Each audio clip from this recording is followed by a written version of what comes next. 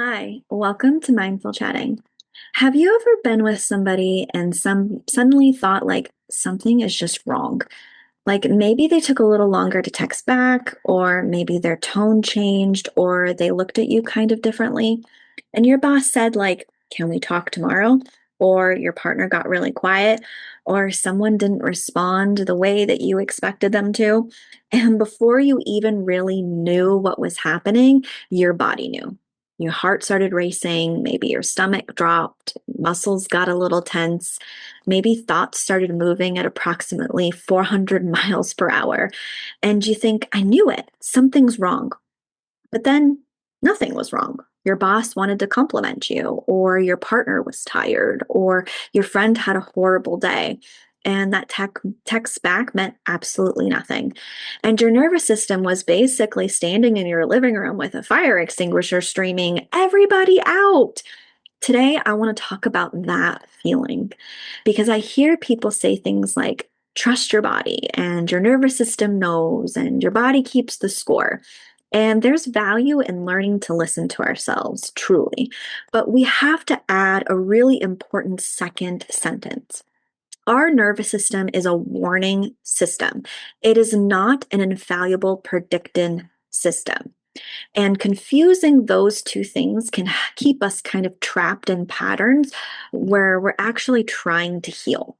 But don't worry, we're going to unpack it together. Welcome to Mindful Chatting, a podcast where therapy meets real life. I'm Kristen, a therapist, business owner, and a lifelong student of what it means to fully show up in our relationships, in our work, and in our healing. Here, we unpacked mental health concepts, explore mindfulness tools, and talk through the messy, beautiful, in-between moments that shape us. Whether you're a fellow clinician, a curious listener, or someone navigating your own growth, this space is for you. Let's chat. You know, the job of your nervous system is not to make you happy. And I think this is where we have to start. Your nervous system's job is not make sure that you have a calm Tuesday. Its job is survival. It is constantly receiving information from the outside world from inside of your body. Your heartbeat, your breathing, your muscle tension, your temperature, pain, hunger, nausea.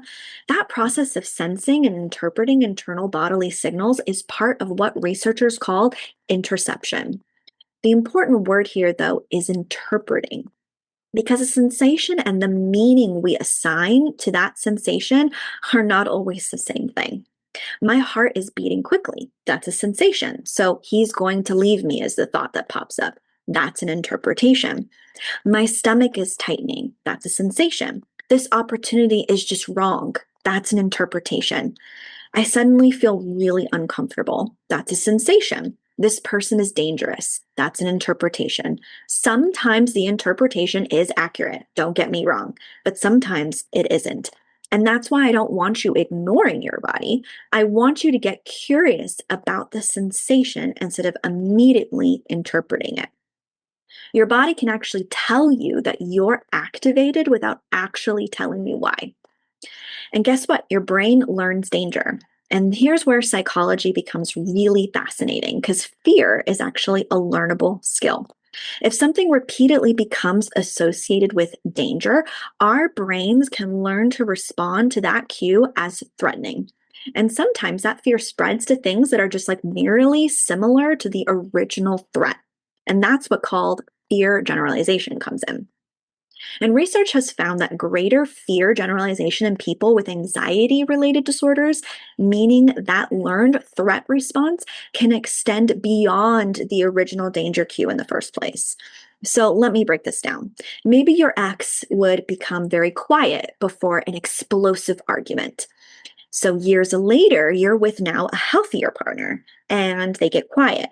So your current partner isn't threatening you, but your nervous system recognizes that quiet, I know what that means, or I know what happens after quiet, alarm. And maybe criticism was unpredictable growing up. So now your supervisor says, "Can I give you some feedback?" And your body reacts as if your entire worth is about to be put on trial with your supervisor. Maybe someone previously cheated on you after becoming emotionally distant. So your current partner is stressed at work and less engaged for about 3 days. And so your body goes, we've seen this movie before. We know the ending. But here's the really important part of all these examples: similarity isn't certainty. And remember, hypervigilance really has a purpose. I don't want to villainize the sensation of hypervigilance. Hypervigilance can actually be adaptive and genuinely dangerous environments because that heightened scanning may help us detect threats really, really quickly. The problem is when the scanning continues even when the danger is really low. Research describes excessive hypervigilance as costly when the alert system remains chronically activated without an ongoing threat. So, if you've lived through instability or unpredictability or relational trauma or environments where reading the room really mattered, you may have gotten really good at noticing subtle shifts in people's cues, like tone or facial expressions or their body language or their energy. You may notice who walked into the room angry, who was drinking, who wasn't speaking, which version of someone you were getting that day. That skill may have been incredibly useful back in the day when you really needed it, but the skill can outlive that environment that required it. And now you're reading every room like there's going to be a test afterwards. A survival skill can become a source of suffering when you have to keep using it after survival is no longer part of the assignment. If you want to understand your ADHD in a deeper way, I've created the ADHD Crash Course, and it walks you through ADHD step by step so that you can actually start understanding your brain and not shaming it. Everything's in small, doable lessons designed for your ADHD in mind. The link is in the show notes. So, one thing that I've learned personally is that feeling activated does not mean I immediately have to do something about it. That has been hard, but it's part of healing. Because when my body is saying, fix it, or ask the question, or send the text, or you need to defend yourself, figure out what's wrong, get clarity right now. My instinct is to respond to that sense of urgency that that sensation is bringing me. But urgency and importance are not always the same thing. Sometimes the most useful thing I can do is actually give myself enough time to find out, what am I actually responding to? Not dismiss it, but not tell myself that I'm ridiculous. Just create a little space between I feel something and therefore I know exactly what it means. And that space has changed a lot. And I think that's a lot of what we're doing in therapy sessions, is giving that sense a space of we're not going to immediately interpret it. We're just going to sit with the sensation.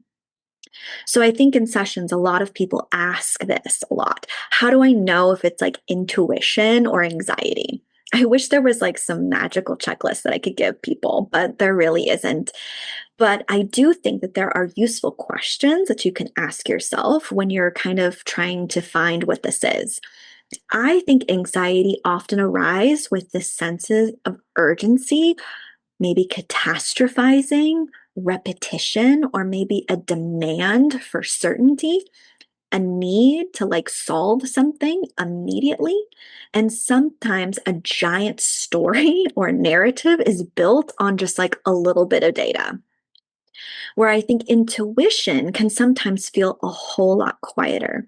I think intuition is more observational, something like, I don't know if I like this. Or rather than like, oh my God, something is wrong and we need to fix it immediately.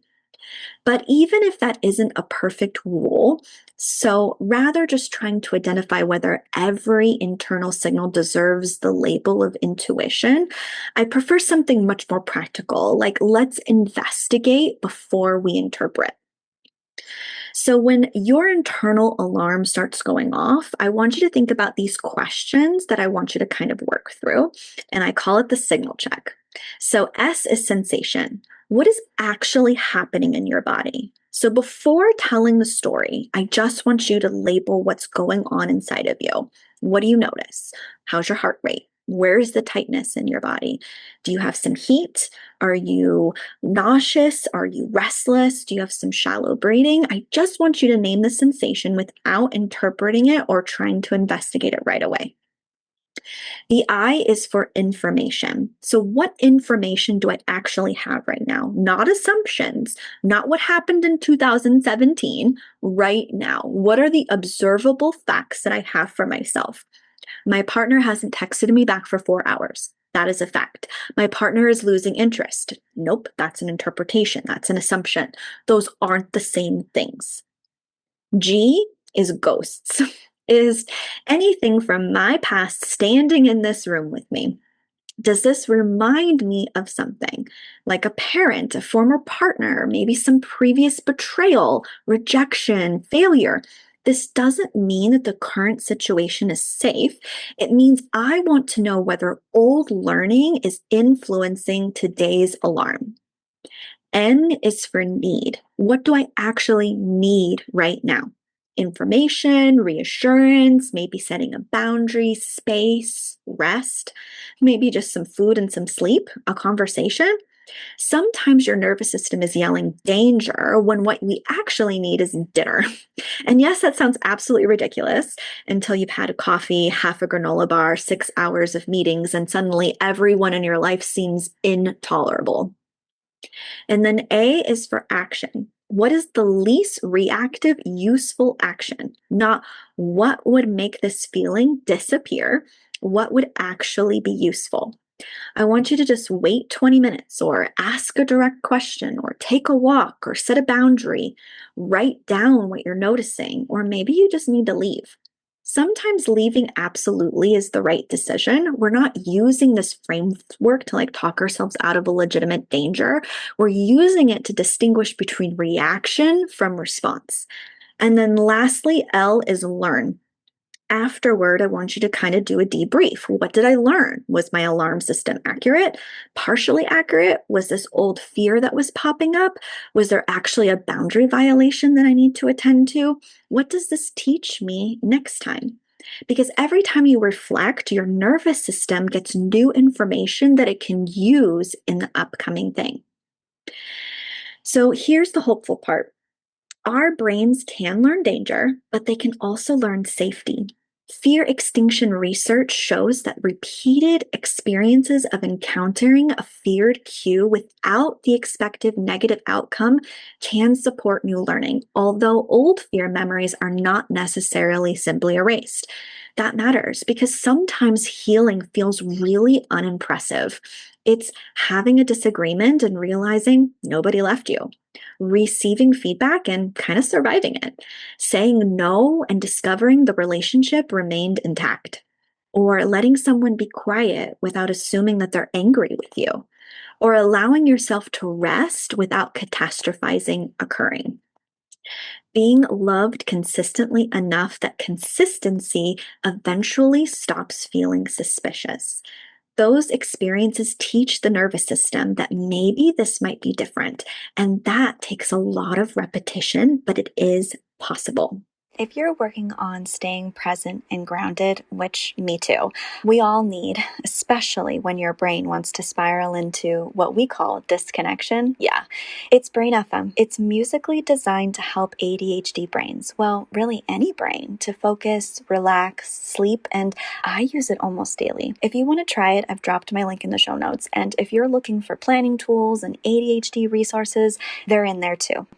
So, for the last few Thoughtful Thursdays, we've talked about intimacy versus intensity, love addiction, attachment, maybe toxic family patterns, reparenting. All of those conversations eventually come back to what feels familiar isn't always what is happening in the now. And if chaos used to equal connection, calm can actually feel really suspicious to you. If abandonment used to follow conflict, well, conflict can feel really catastrophic. And if love used to require performance, someone loving you without making you earn it can feel almost really uncomfortable. And that's why healing doesn't just happen cognitively. You can understand something intellectually for years before your body fully believes it. So sometimes your mind has to move on long before your alarm system gets the memo. Now, I want to correct the kind of pendulum before we swing too far. I am not saying that you're just triggered, it's all your trauma, you need to ignore your intuition, or that your nervous system is wrong. Absolutely not. Sometimes your nervous system is picking up on legitimate information, and sometimes something is off. And sometimes someone is actually unsafe. And sometimes your boundary absolutely has been crossed. The goal isn't don't trust yourself. The goal is trust yourself enough to investigate instead of immediately obeying fear or dismissing it. That is really self trust at the end of the day. So, my weekly challenge for you is when you feel that internal alarm go off, don't immediately ask, how do I make this feeling go away? I want you to ask, what is this feeling trying to bring to my attention? Then run through sensation, information, ghosts, need, action, learn, signal, the acronym that we just went over. You don't have to do everything, every step perfectly. You just need to create enough space and that deliberate, the warning, and differentiate between the warning from prediction. And remember, your nervous system is really, really brilliant. It has kept you alive, it has protected you, it has learned incredibly complex patterns in your life, remembered things you may not even consciously remember. But it wasn't designed to predict the future with perfect accuracy. It's a smoke alarm, and smoke alarms are intentionally sensitive. You want them to go off before the entire house burns down. But sometimes you burn to the toast. The alarm still matters. You still check the kitchen. You don't just automatically assume the house is on fire. And maybe that's what healing starts to look like for you.